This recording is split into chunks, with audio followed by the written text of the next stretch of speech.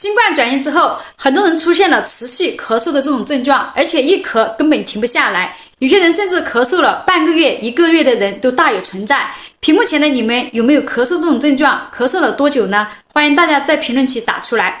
那遇到这种情况怎么办呢？吃药也吃不好。今天教大家2个快速止咳的妙招。分享前呢，建议大家先点赞收藏，再观看，为自己保存下来。因为我们身边转阴之后，基本上每个人都有咳嗽的这种症状，所以为了自己和家人呢，大家一定要收藏。接下来咱们废话不多说，直接上干货。首先呢，是我们的大鱼际。大鱼际属于手太阴肺经，有快速止咳的作用，还具有清宣肺气、清热泻火、清咽平喘的功效。做法呢很简单，大家像我一样的把手伸出来，从我们大拇指的根部由上去推我们大鱼际，一直推到大拇指的指尖为一下。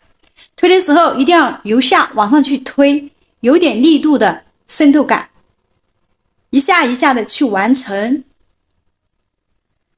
这样呢，可以去推个30到50下，直到我们大鱼际有点微微的发热，比较适宜。然后这只手推完呢，我们换另外一只手，用同样的方法由下往上去推就行了，也是30到50下。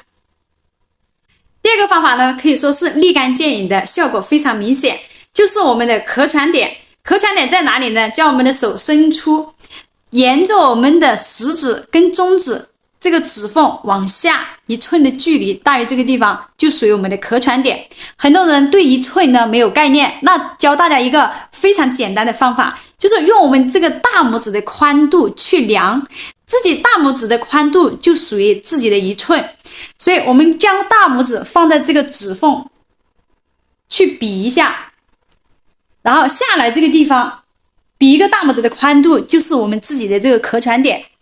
你用手指这样点进去呢，非常的酸疼，然后用我们大拇指这样点揉进去，这样的去掐揉，非常的酸疼。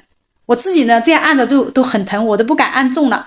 这样的持续去点揉个30到50下。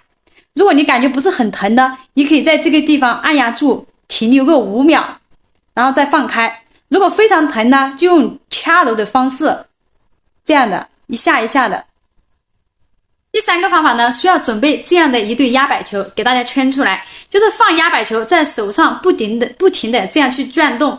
压摆球上凸起的齿轮呢，有很强的渗透感，可以很好的刺激到我们手上的各个穴位和反射区，包括我们的大鱼际跟咳喘点，有效止咳平喘。同时呢，还有利于我们大脑的一个健康，有助于脑供血的一个充足，好处多多。最后一点呢，给大家提个醒，刚阳康之期呢，不能过早的运动，因为你出去运动之后会吸入大量的冷空气和一些灰尘，这些灰尘冷空气呢，会刺激到我们咽喉的这个黏膜，非常的敏感，让你咳嗽的这种症状更加的明显，还有可能加重咳嗽，所以不建议大家过早的出去运动。